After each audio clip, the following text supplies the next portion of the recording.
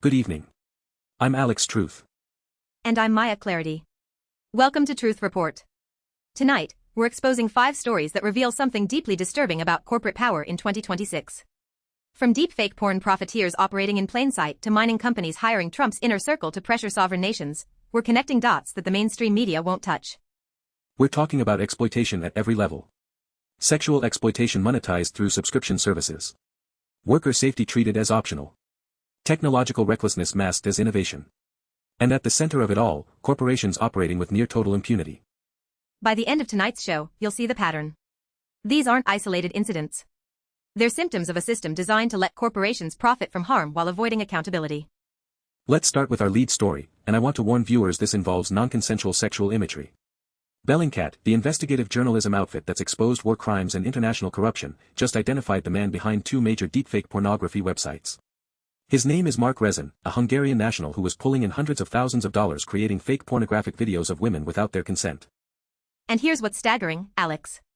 According to Bellingcat's investigation published December 15, Rezin's company Doracron LLP processed over $331,000 through just one payment processor between July 2024 and August 2025. That's 16,264 individual transactions in roughly 1 year. But here's the kicker, that's only one payment processor. The actual revenue is almost certainly much higher. Let's be clear about what we're talking about here.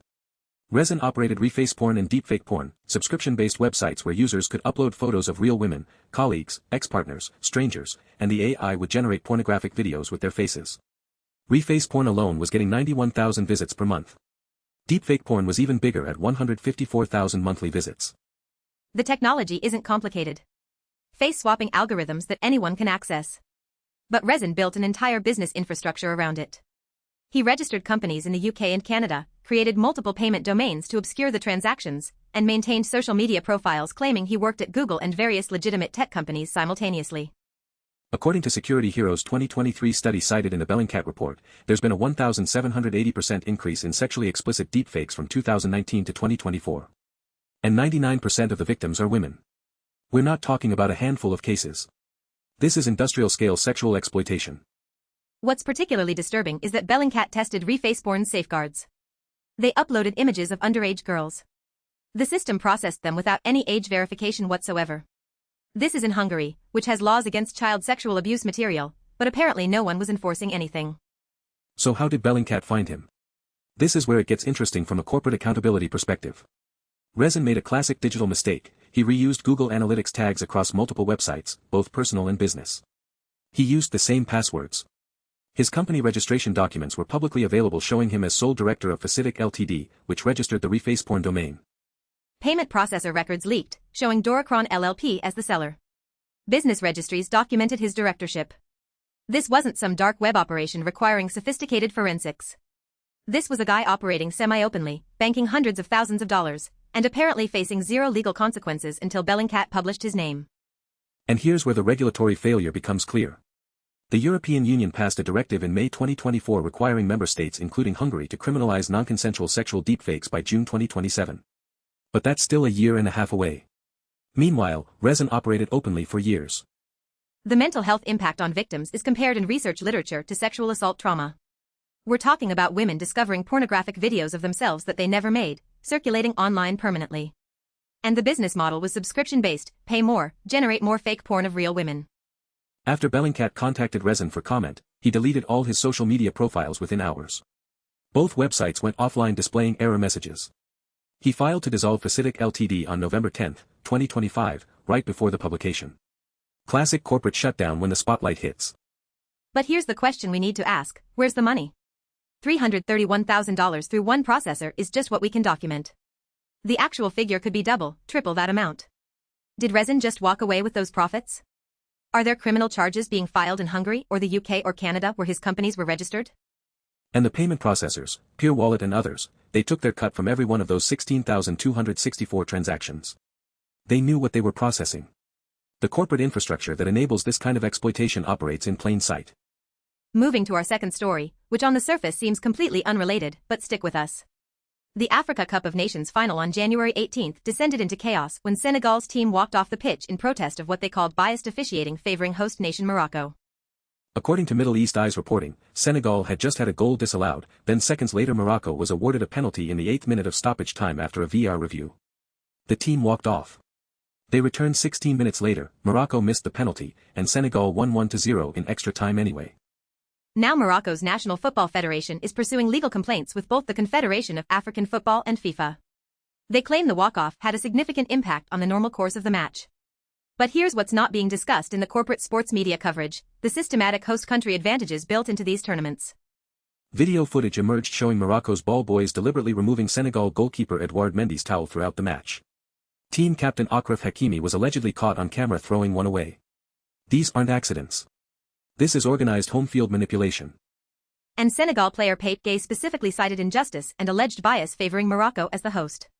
But the real story here is about FIFA and CAF, the governing bodies that create the financial incentives for this kind of corruption in the first place.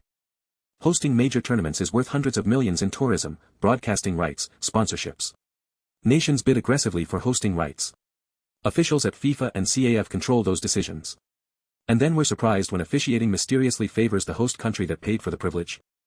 The legal action Morocco is pursuing isn't about corruption. It's about protecting the investment. They paid to host, they expect certain advantages, and when Senegal refused to accept biased officiating, Morocco's federation immediately lawyered up. This is sports as corporate asset. The outcome affects gambling markets, sponsorship values, broadcasting ratings. When Senegal disrupted the script by walking off, they threatened all of that. The legal complaints aren't about fairness, they're about protecting revenue streams. Our third story takes us to the power grid, and it's about how corporations value equipment over human lives. IEEE Spectrum reported on a $5,200 conductive suit designed to protect power line workers from electrical induction hazards. The suit functions as a Faraday cage, distributing electrical current around the worker's body instead of through it. This technology isn't new. Faraday described the principle in 1836. What's new is finally packaging it for workers who've been dying or suffering severe injuries for decades. The article references a 2018 incident involving Justin Kropp working on a 115 kilovolt transmission circuit in Southern California. The circuit was supposedly shut down, but 6 high-voltage lines sharing the same right-of-way created induced voltage that injured him despite following all standard safety protocols. Here's what the power industry doesn't want to talk about: they've known about induction hazards for generations. They've known workers are at risk.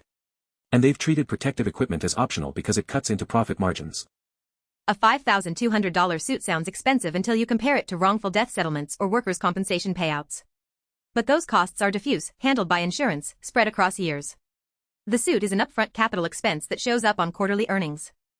The IEEE article frames this as an innovation story: look at this amazing new safety technology.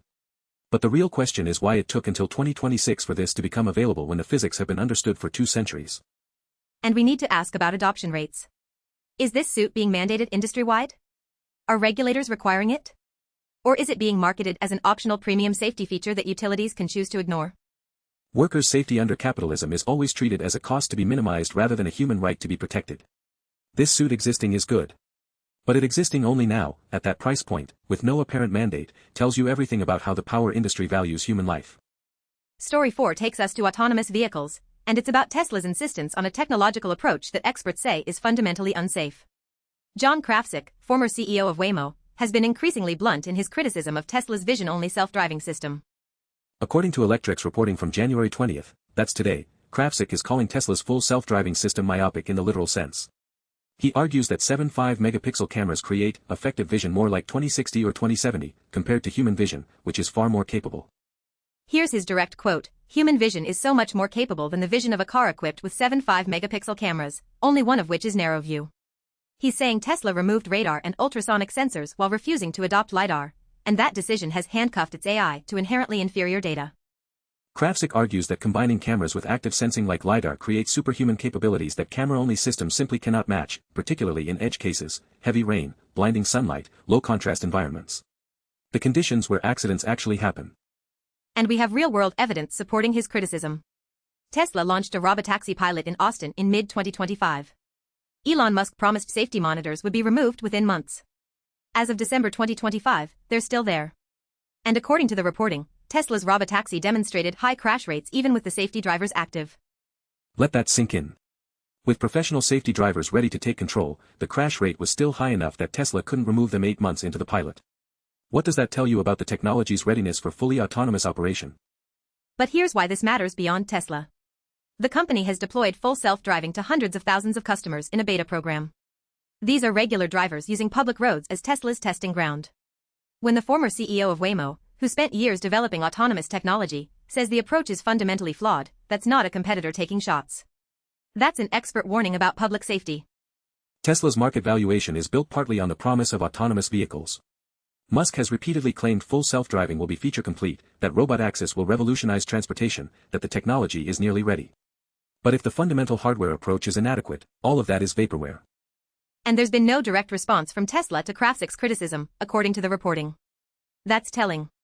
When you have a technical argument and someone with Krafsik's credentials says your approach is myopic, you either refute it with data or you stay silent because you can't. Meanwhile, every software update pushes the vision-only system to more customers who are essentially beta testing on public roads. The regulatory failure here is stunning. How is this legal? Because we've created a system where tech companies can claim their products are in beta indefinitely, shift liability to users through terms of service, and operate with minimal regulatory oversight until enough people die to force intervention. Which brings us to our final story, and this is where everything connects. The Grey Zone reported on January 9 that Energy Transition Minerals, an Australian mining company, has hired Ballard Partners, a lobbying firm with deep Trump administration connections, to pressure Greenland into allowing mining operations. Let's break down what's happening here. Energy Transition Minerals holds exploration rights to the Kvanefjeld deposit in Greenland, described as the largest thorium deposit, second largest uranium deposit, and third largest rare earths deposit in the world. In 2021, Greenland's indigenous Ataqatigiit Party won elections specifically on a platform of banning ETM from mining at Kvanefjeld. Sheep farmers, fishermen, and indigenous residents were concerned about radioactive pollution threatening their water and food sources. Democracy worked, the people voted, the ban happened. ETM's response? They sued Greenland under investor-state dispute settlement mechanisms seeking $11.5 billion in compensation. That's more than 4 times Greenland's entire GDP. Let me repeat that. A mining company that never operated a mine is suing a territory for 4 times its GDP because voters said no. And now they've hired Ballard Partners, run by Brian Ballard, a major Trump fundraiser. Attorney General Pam Bondi worked at Ballard Partners before Trump hired her. Chief of Staff Susie Wiles came straight from Ballard Partners. This is the Trump administration's inner circle. Bondi's ethics agreement currently prevents her from dealing with Ballard Partners clients, but according to the Grey Zone's reporting, that agreement expires early next month. After which she will likely play a key role in ETM's legal case and in U.S. moves to annex Greenland. Because that's the other piece of this. Trump has been openly discussing taking control of Greenland, including threatening military invasion. He said agreements and leases are not good enough. And now a mining company with billions at stake has hired his administration's closest lobbyists. ETM also hired Cohen and Company Capital Markets, the same advisory firm Trump used to raise $2.5 billion for Truth Social, to explore a potential NASDAQ listing. Again, this is a company that has never operated a mine, seeking a major stock exchange listing while suing Greenland for more than 4 times its GDP. Let's connect these dots explicitly. A mining company wants access to rare earth minerals in a territory. The people who live there vote against it. Instead of respecting democratic sovereignty, the company sues for astronomical damages and hires lobbyists with direct access to a U.S. administration that is openly threatening to invade that territory. This isn't diplomacy. This isn't even traditional corporate lobbying. This is using the threat of military force to extract shareholder value from contested mineral rights. And it's happening right now, in plain sight. The rare earth minerals angle is crucial here.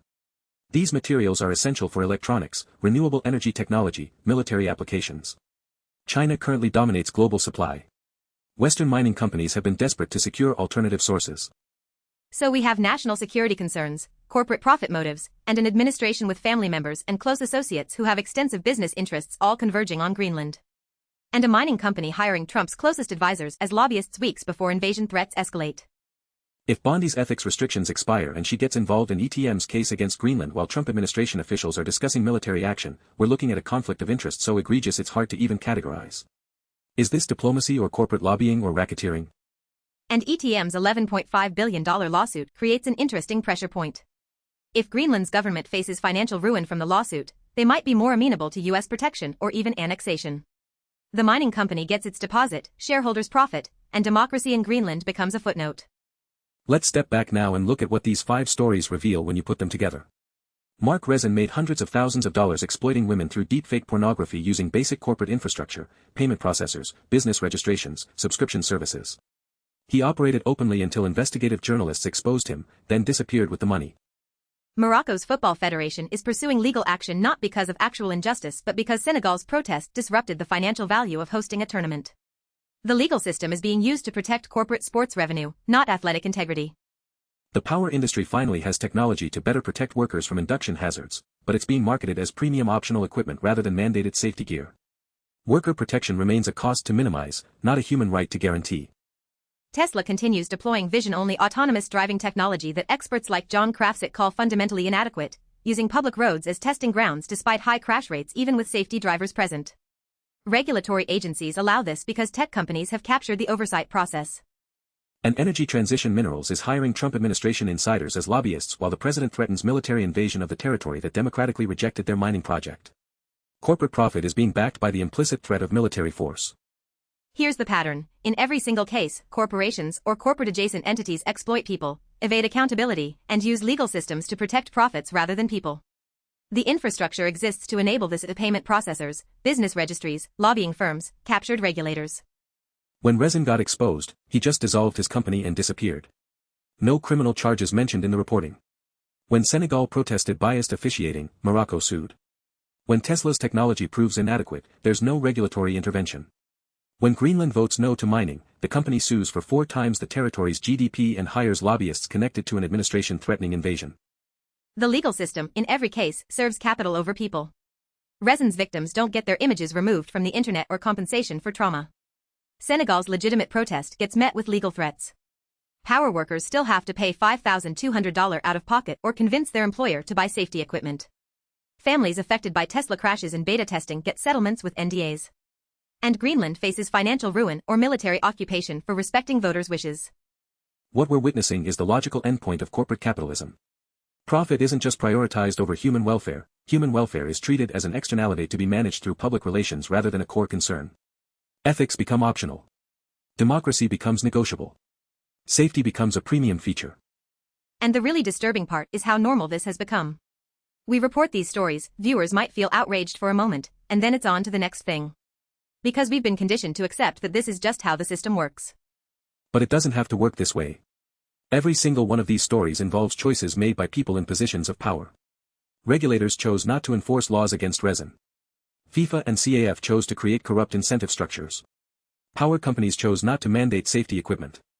Transportation regulators chose to allow Tesla's beta testing. And US officials chose to let mining company lobbyists influence policy toward Greenland. These are choices, not inevitabilities. And that means they can be changed. But it requires recognizing that the problem isn't individual bad actors, it's systemic incentives that reward exploitation and punish accountability. When payment processors profit from transactions, they're not going to ask too many questions about whether the product is non-consensual pornography. When sports federations generate revenue from hosting rights, they're not going to eliminate home field advantages. When corporations value quarterly returns over worker safety, protective equipment stays optional. When tech valuations depend on overpromising, critical safety concerns get dismissed. When mining profits are at stake, democracy becomes an obstacle to overcome. The solution isn't better individual ethics. It's structural change. Regulators who aren't captured by the industries they oversee. Legal systems that prioritize human rights over property rights. Corporate governance that makes executives personally liable for harms their companies cause. International frameworks that prevent companies from suing sovereign nations into submission. Until those structural changes happen, we're going to keep seeing these stories. Different industries, different countries, different specific harms, but the same underlying pattern of corporate power operating with impunity. So what can you do? First, recognize the pattern. These aren't isolated incidents. Second, support investigative journalism like Bellingcat and The Grey Zone that expose these connections. Third, pressure regulators and elected officials to actually enforce laws and prioritize people over profits. And fourth, organize. Individual consumer choices won't fix systemic problems, collective action might. Mark Rezin is probably somewhere right now, sitting on hundreds of thousands of dollars in profits from exploiting women, facing no criminal charges. Energy Transition Minerals is actively lobbying Trump administration officials for help crushing Democratic opposition to their mining project. Tesla customers are beta testing inadequate autonomous driving technology on public roads tonight. These aren't problems that solved themselves. They required investigation, exposure, and continued pressure. And they're still ongoing. That's our show for tonight. I'm Alex Truth. And I'm Maya Clarity. Thanks for watching Truth Report. Stay informed, stay critical, and don't let them normalize this.